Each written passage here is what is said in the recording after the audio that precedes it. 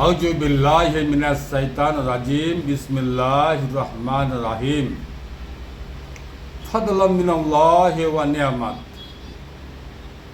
আল্লাহ তাআলার পক্ষ থেকে দান অনুগ্রহ স্বরূপ এই নিয়ামতগুলো। আল্লাহ তাআলা বলেন পাক কোরআনের মধ্যে সূরা হুজুরাতে যে আমি আমার পক্ষ থেকে এই নিয়ামতগুলো মানুষকে দান করেছি যেন মানুষ এই নিয়ামতগুলো খায় আর সুস্থ থাকে। আমি আজকে ওই সকল মা বোনদের জন্য, ওই সকল ভাই বাবাদের জন্য কথা বলবো যাদের বুকে ব্যথা। আপনি অনেক রিপোর্ট করেছেন, সব রিপোর্ট নর্মাল এসছে, ওষুধ খেয়েছেন, মেডিসিন খেয়েছেন, আরাম পেয়েছেন বা পাননি, আবার ওষুধ খেয়েছেন, হয়তো আরাম পেয়েছেন, আবার বুকে ব্যথা। কি হতো ওষুধই খাননি, কি হতো ওষুধ খেয়েছেন, আরাম পেয়েছেন, মেডিসিন খেয়ে আপনি আরাম পেয়েছেন, আবার বুকে ব্যথা, আর রিপোর্ট সব নর্মাল। সেই মা ও বাবাদের জন্য বলবো আপনি আপনার ঘরে বসে করেন, আপনার বাড়িতে করেন, শেফা হাসিল করেন। শেফা দেওয়ার মালিক আল্লাহ, আল্লাহর নিয়ামত।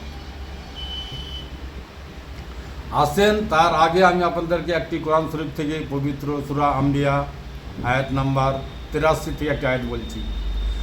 আপনি যত বড় কষ্ট রোগী, যত বড় কঠিন রোগে ভুক্তভোগী হন না কেন, এই আমলটি আপনি করতে পারেন।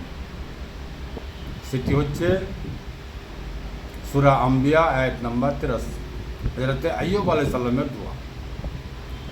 রাব্বি আন্নি মাসনিয়াদ দুররু ওয়া আনতা আরহামার রাহিমিন। এই আমার রব, আমাকে রোগ যন্ত্রণায় স্পর্শ করেছে, তুমি সর্বোত্তম দয়ালু, তুমি দয়া না করলে কে আমাকে দয়া করবে, তুমি আমার উপরে দয়া করো। এই দোয়া যখন হযরত আইয়ুব আলাইহিস সালাম আল্লাহ তাআলার কাছে করলেন, আল্লাহ তাআলা তার দোয়া কবুল করলেন। আল্লাহ তাআলা হযরত আইয়ুব আলাইহিস সালামকে বললেন, এই আইয়ুব, আমার প্রিয় হাবিব, তুমি যাও ওই গরম পানিতে গোসল করে নাও, তুমি শেফা পাবে। আল্লাহ তাআলা চাইলে তাকে গরম পানিতে গোসল করতে নাও বলতে পারতো, কিন্তু আল্লাহ তাআলা নিজে শেফা দেয়নি। আল্লাহ তাআলা বললেন, তুমি যাও ওই গরম পানিতে গোসল করে দাও। ওই গরম পানিতে হযরত আইয়ুব আলাইহিস সালাম গোসল করলেন আর শেফা হাসিল করলেন, আর সুস্থতা হাসিল করলেন। তাকে তারপরে কোনো রোগ যন্ত্রণা ছিল না, সম্পূর্ণ সুস্থ, আর সব কিছু যা কিছু হারিয়েছিলেন সব কিছু আবার পুনরায় ফিরিয়ে পেয়েছিলেন। মনে রাখবেন, হযরত আইয়ুব আলাইহিস সালামের চাইতে আপনাকে বড় অসুখ আর নেই। তার দোয়াটা একবার ইস্তেমাল করে দেখেন, ইনশাআল্লাহ, আলহামদুলিল্লাহ। আর একটি কথা গুরুত্বপূর্ণ, গরম পানিতে শেফা আছে।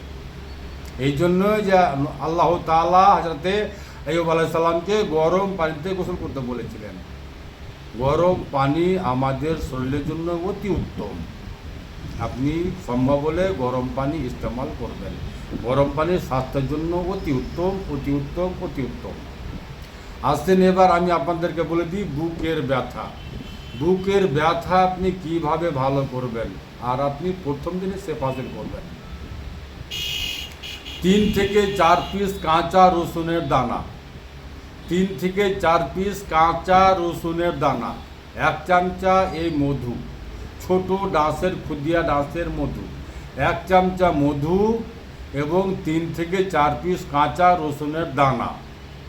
আপনি যে কোনো টাইম, শুধু ভরা ফুল পেটে খাবেন না, খালি পেটে খেতে পারলে বেশি উত্তম। আপনি 1 চামচা মধু, 3 থেকে 4 পিস রসুনের দানা চাবিয়ে চাবিয়ে খেয়ে নেবেন। আলহামদুলিল্লাহ, আপনি প্রথম দিনে সেবা পেয়ে যাবেন আর বলবেন যে হাকিম সাহেবের কথা ঠিকই আছে, মিথ্যা নয়। ইনশাল্লাহ, আলহামদুলিল্লাহ, শেফা দেনওয়ালা আল্লাহ, আল্লাহর জাত। মনে রাখবেন, আমি প্রত্যেক দিনই শেফার বোতল সম্বন্ধে বলে থাকি, আজকেও বললাম আমার শেফার বোতলে শেফা আছে, এতে কোনো সাইড ইফেক্ট নাই, কোনো কেমিক্যাল নাই। আর একটা ইম্পর্টেন্ট রাজ আমি বলছি, মধু এবং রসুন দুটি কিন্তু নবী করিম সাল্লাল্লাহু আলাইহি সাল্লামের প্রিয় খাবার ছিল। জি হ্যাঁ, নবী করিম সাল্লাল্লাহু আলাইহি সাল্লাম মধু খেতে ভালোবাসতেন। নবী করিম সাল্লাল্লাহু আলাইহি সাল্লাম বলেন যে রসুন আমি জীবনেও খাওয়া বন্ধ করতাম না যদি আমাকে জিবরাইল আলাইহিস সালাম ফেরেশতার সঙ্গে কথা বলতে না হতো। জিবরাইল আলাইহিস সালাম ফেরেশতাকে রসুনের গন্ধ ভালো লাগে না, তাই আমি রসুন খাওয়া বন্ধ করলাম। তার মানে হচ্ছে 40 বছর বয়স হওয়ার আগ পর্যন্ত নবী করিম সাল্লাল্লাহু আলাইহি সাল্লাম নিয়মিত রসুন খেয়েছেন। তারপরে যখন 40 বছর বয়স হলো, নবী করিম সাল্লাল্লাহু আলাইহি সাল্লামের উপরে ওহী নাজিল হলো, হযরত জিবরাইল আলাইহিস সালাম ফেরেশতা, তখন থেকে নবী করিম সাল্লাল্লাহু আলাইহি সাল্লাম রসুন খাওয়া বন্ধ করলেন। আজকে আপনি যদি মসজিদে যান, কাঁচা রসুন খেয়ে আপনি মসজিদে যাবেন না। এই জন্য যে আপনার রসুনের গন্ধ অন্য কাউকে লাগবে, তাকে হয়তো ভালো লাগে না, নাও লাগতে পারে, তাই আপনি কাঁচা রসুন খেয়ে মসজিদে নামাজের জন্য যাবেন না। দুয়াতে সামিল রাখবেন। আমার নাম হাকিম মোশাররফ হোসেন, মোবাইল নাম্বার 9775411421। আমার ঠিকানা মালদা কালীচক পুরাতন হাট, 1 নম্বর পঞ্চায়েত অফিসের সামনে। আসসালামু আলাইকুম ওয়া রাহমাতুল্লাহি ওয়া বারাকাতুহু।